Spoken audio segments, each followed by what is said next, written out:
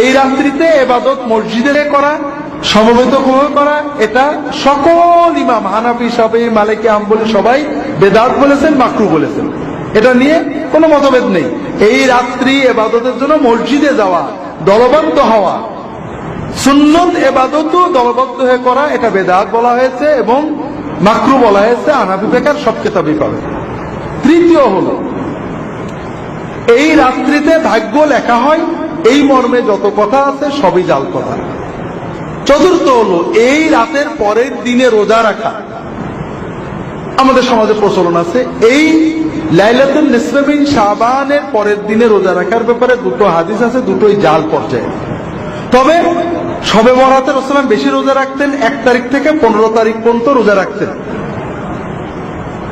আর 13, 14, 15 রোজা রাখা তো নিয়মিতই সুন্নত। কাজেই যারা রোজা রাখতে চান 13, 14, 15 রাখবেন, সব মাসেই রাখার চেষ্টা করবেন।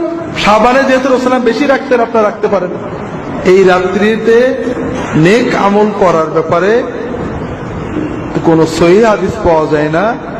এই রাত্রিতে রুটি খাওয়া, উৎসব করা, বাতি জ্বালানো, এরপরে মসজিদে সমবেত হয়ে ইবাদত বন্দেগী করা, এগুলো বিদআত। এবং প্রায় ফিকহের সকল কিতাবে, হানাফি মাযহাব, শাফিঈ মাযহাব, বিভিন্ন কিতাবে বারবারই এই ধরনের কাজগুলোকে বিদআত বা মাকরুহ লেখা হয়েছে, মাকরুহ তাহরিমি লেখা হয়েছে।